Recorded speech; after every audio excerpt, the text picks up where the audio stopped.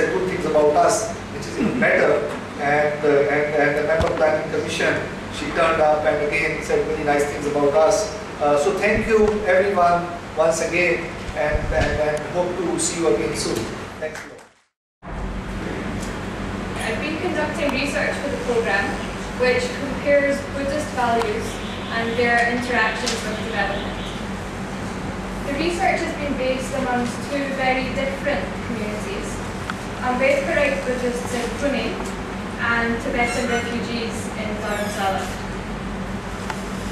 So first of all, I should tell you that the research I'll be presenting is a little bit different to most of the papers that we've heard over the last 2 days. But I will actually be building on the last paper we heard, which is quite convenient. The papers that we've been listening to so far have all made connections between religions and development in some way. There's no doubt that the other speakers have raised a lot of very relevant and important arguments. However, what I want to do now is to switch the focus a little bit.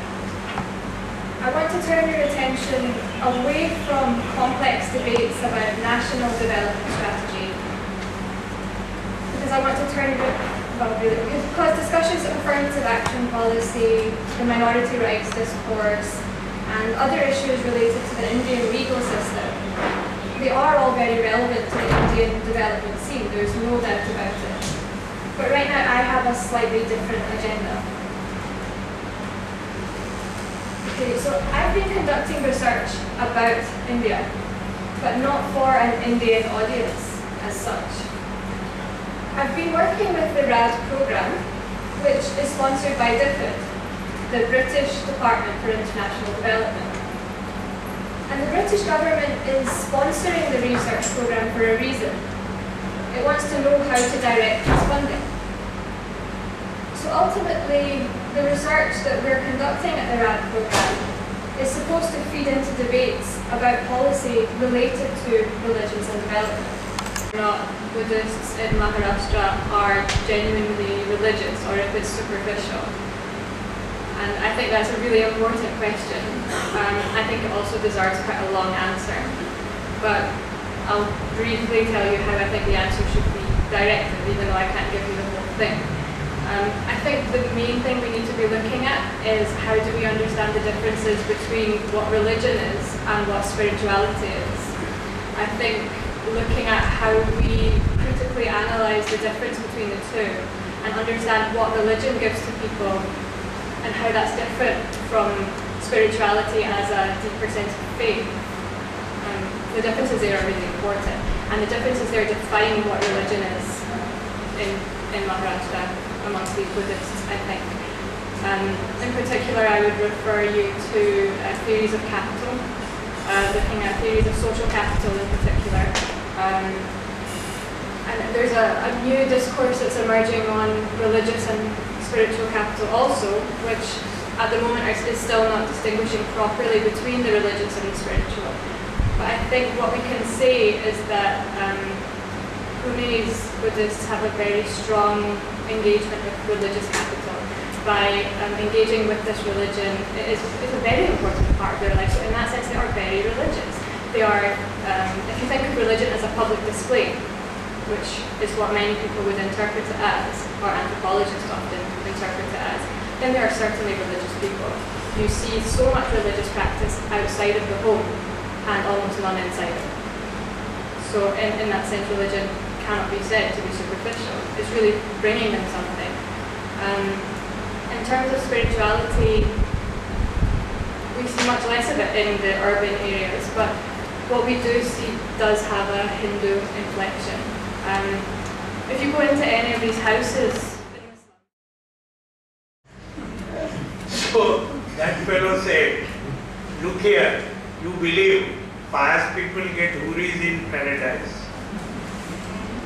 He must be with huris, why should he look at these women? Let them pray. And he had no answer. Now, whether women can enter mosque or mausoleum or not is purely a cultural category. There is no religious doctrine which says that women cannot enter for any holy place for that matter.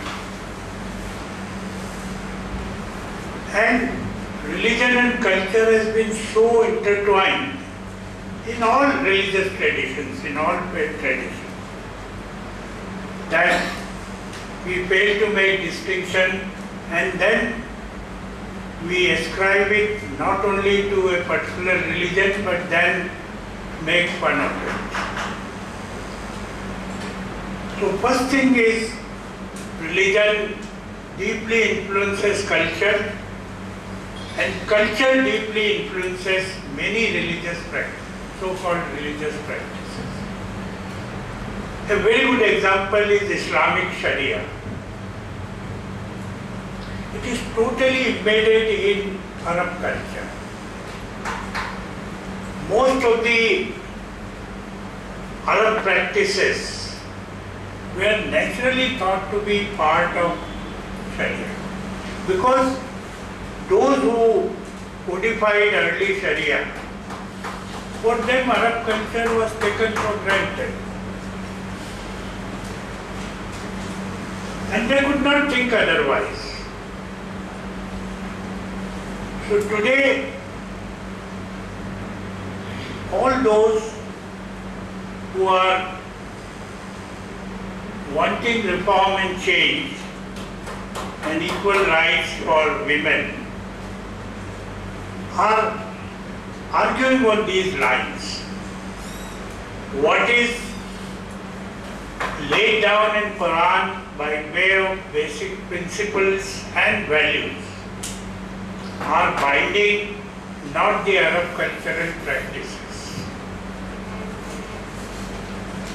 I would say more than 75%, apart, because Sharia again is to be divided in two parts. One is what relates to ibadat, that is the relationship between human being and Allah. How to pray, how to fast, Hajj, Zakat, all that. These are counted among ibadats. It has nothing to do with Arab culture. But then, those matters which pertain not between human person and Allah, but human beings and human beings, they are culture.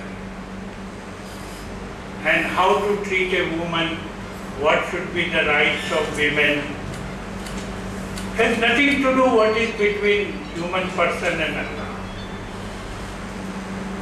That is culture. And that must change. Another thing I would like to assert is that culture should not be treated as something static. It will remain static if society is static.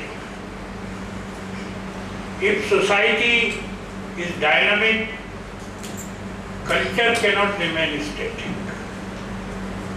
And that is why since 19th century we are witnessing so many movements, social movements, cultural movements, reform movements, because the social base begin to change. So how culture can remain static?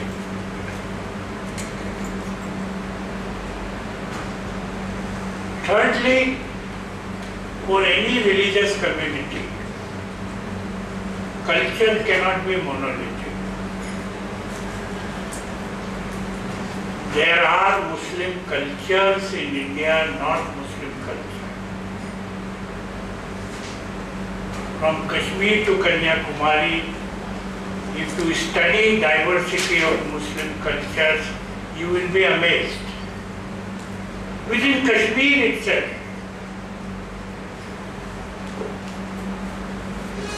the Bakarwals, the Shias of Kargil, their cultures are very different from quote-unquote mainstream valley culture.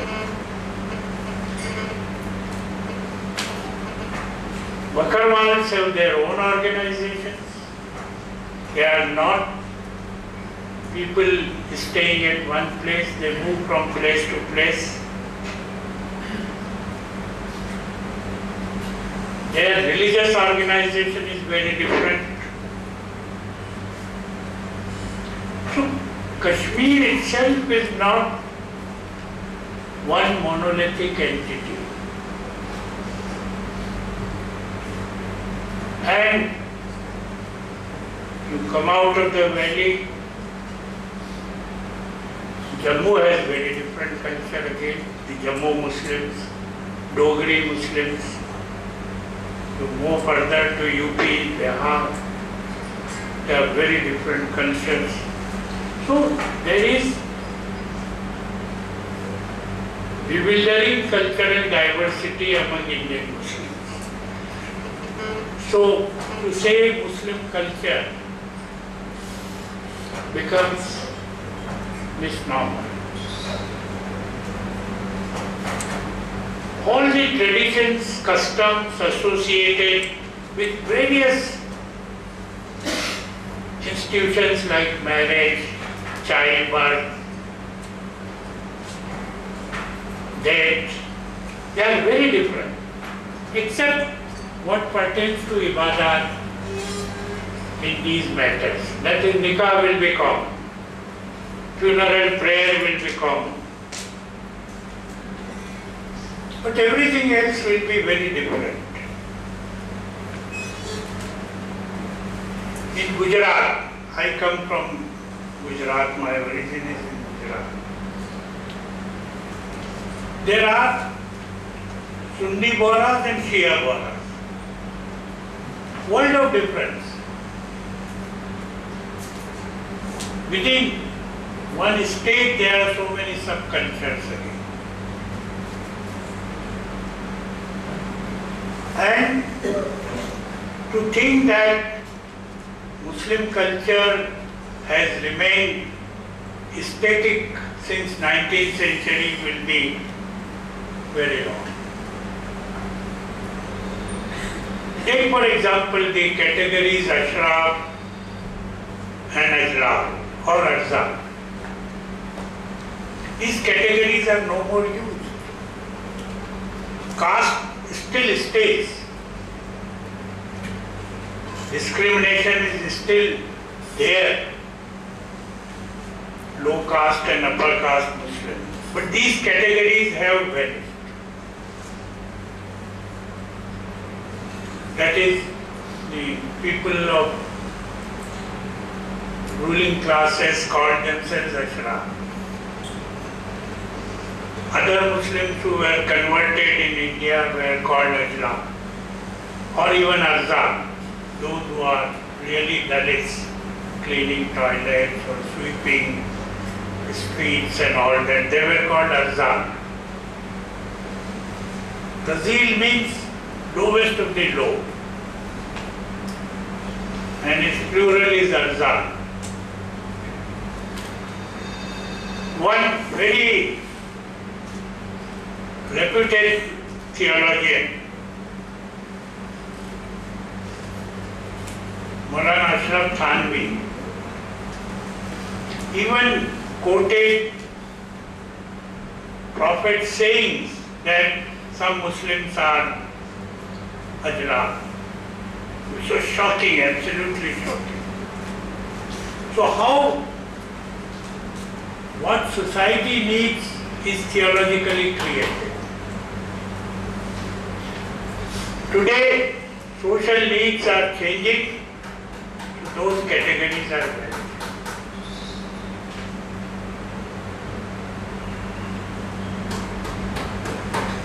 And another thing, culture and development. There have been theories that culture has impact on development. Muslims don't develop because they have particular feudal culture. It was true in the past, Because Indian Muslims, again, I don't mean a monolithic block, just by way of use of that word I am saying. The entire ruling class was feudal. So there were largely two categories: feudal class, that is Ashraf, and converted Muslim, that is Ashraf. Now, feudal class, after British came, as far as Muslims were concerned, they did not change. The feudal class remained feudal. They never took capitalism. So, Indian Muslims failed to produce any capitalist class. And I am referring to pre-partition era. So, one theory is that Muslims don't have middle class. I mean, did not have middle class rather. Either there was feudal class or these artisans and ajla.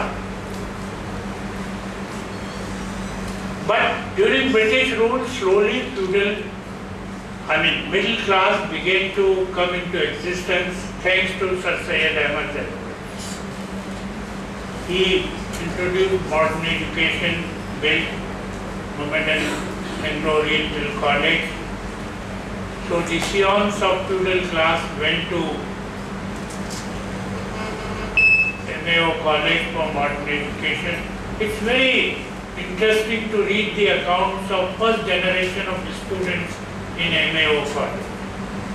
They used to come either on horseback, some even on elephant back, their own buggies. Their quarters were separate, servant quarters were attached, their servants will also come. All that was absolutely very. So as middle class came into existence, they went to British services, ICS, or other British services, IPS, Army. So they began to acquire modern culture. But their limitation was they remained a middle class. So the first middle class among Muslims which came into existence was from feudal class. And post-partition era, new middle class which is coming into existence is from artisan class. And it makes big difference in terms of dynamism. Another thing which is not known, even scholars who theorize do not study those movements, which are very crucial and important according to me. The women's education movement started way back in 19th century. And one Maulvi Mumtaz Ali Khan was product of this Deoband, Darul Uloom Deoband. He became great advocate of women's education and equal rights. He wrote a remarkable book. So I'm kind of throwing out some thoughts today. I'm in no way trying to have any kind of decisive conclusions. I just like to reflect on some things that I've seen in a lot of different sites during the research. Now the context of what I'll be talking about is Punjab. And I know Punjab has been emerging in various ways throughout the seminar yesterday and today. The way in which we conceptualize religion and community is something that is very contested, and there's a very strong backdrop to that. There are very critical views on the use of particular categories, and I think these come up, and I think from some of the debates already today, I see the use of the categories as being one of the most contested ones in terms of accepting it, particularly when we're dealing with the state, dealing with institutions who are kind of giving us the terms within which we then look not only at the present but then at the past. Just throwing out one quote here of well-known colonial historiography of the Punjab census of Ibbotson, who even at that point was pointing to how contested this was, being sent in as a part of the fact-finding mission on Punjab by the colonial state to say it is often exceedingly difficult for a native to say, or for anybody else to discover what religion really is. So it really kind of even allows us through the colonial lens to see that it's very, very difficult to give a picture about what religion actually meant in terms of the notion of community.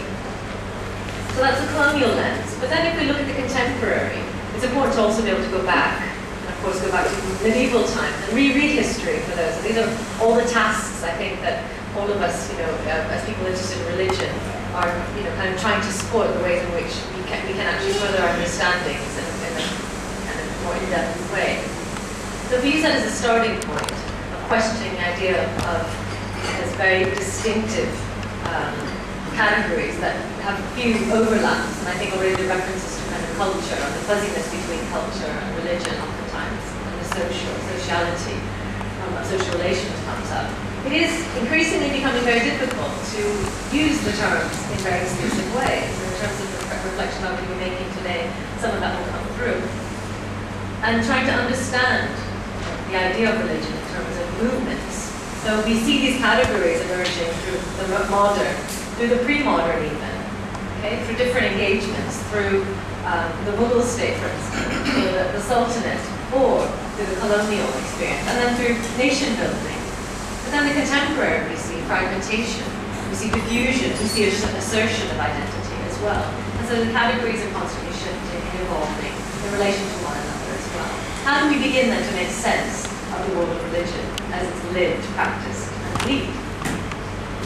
One kind of very strong thread within studies on religion in Punjab is kind of throwing out, so looking at the work of people like Farid Amir and Prinjo Dobroy, is the idea of thinking about Punjabi piety as maybe looking at the region, potentially, as something that has a kind of exceptionalism, if you like. That each region has its own kind of culture that's evolved over time. And therefore, rather than using Indian categories, which are very recent in the history, even the colonial categories are rather new, we actually look and go deep back in history and look at the evolution. And so along those lines, and I would say that we kind of borrow from that argument largely in how we're trying to do our field work, and through this process we did a social mapping of the shrine, and did it in terms of time use, and watching people, particularly on Thursdays, and then on Sundays. Thursdays was significant as being the day, most people, if they were going to go, would go, and then in the night, there's a kind of building up to the Qawwali that begins around 6:30 p.m. and also the Dadi Nasheen comes and sits there at night, so a lot of people come pay respects and ask for advice. So there's a lot of different types of activities that are going on. Which I would have been more prepared with the video clips actually, to show you the multiplicity. So in terms of, if I just give it to descriptive terms, you've got the masjid on one side, next to which the Dadi Nasheen sits, and if you see it as a kind of square, and in the center is the tomb, we see that all around you'll have on one side the masjid, the other side the Qawwal sit, and all around that you'll see divas being lit, you'll see langar taking place in a rather ad hoc fashion to the ways in which we see it done in lots of other sites, particularly gurdwaras, where a family will just come in with 100 rotis and a pot of dal and give it out to whoever they, as many people are given it, you want to give it to, and that's a kind of form of langar and seva. Two, there being the women's space around the site, around the tomb of the saint. Women are not allowed to go inside, but they stay around, they sit around the outside. And what we found is very interesting with this particular site is that when we look at it as a social space, the areas closest to the shrine, to the actual tomb, is that of the women's space, where you could argue that it's a kind of counseling center, a place where a lot of women come to, often not with their families, where they have kind of a sense of being anonymous, being able to share their experiences and their woes, particularly in a society where there are a lot of kind of dynamics around kind of women's mobility and ability shared outside of the family in terms of kinship networks and Biradri networks. You find that these shrines are incredibly important for that. And as we see, shrine cultures having not just what seems on the outside, because of course these spaces do become, this is probably one of the least gendered in terms of observation, one of the least gendered shrines that you'll see. But in fact, if you go to southern Punjab, women can even go inside the tomb. So there's a lot of different kind of models of the shrine. This one is managed by the Abaf Corps, so it actually does have a sense of the institutional dimensions. And on the Thursday night, you'll have a sense of masculine authority, of men coming around with big megaphones. Let's say things like, don't go listen to the Qawwali. They call the Zikr Wali. You should just come in the Zikr of Allah here, sitting in the rows. And so you'll have that going on with the Qawwali beginning, with the evening namaz beginning, and the women's kind of activity carrying on, which is actually the kind of nucleus of the shrine, if you like.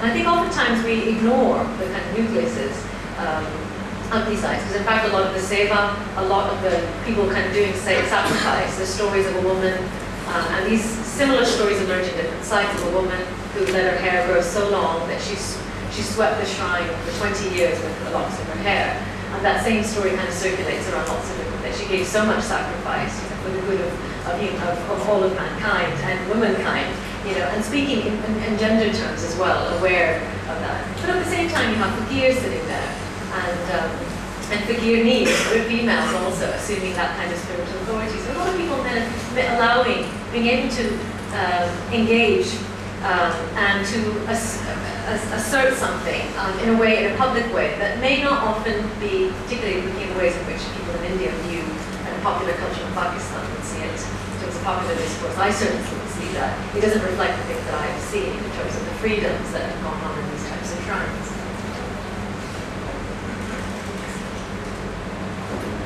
This next example is taken from urban Punjab, Chandigarh and Ludhiana. Now, I've kind of called them spiritual kiddie parties. And some of my field work began, embarrassingly, attending a kiddie party. I was invited by an auntie of mine and dragged along. And I was invited then to go along to the ladies' satsang. Or don't you know, we meet once a month for the kiddie party. We have our kitty with that. We also have a kitty with the ladies' satsang group. So as I started seeing how that operates in terms of the social network that's going on, in terms of course, gender, class, and kind of the urban, aspiring middle classes, particularly in Chandigarh.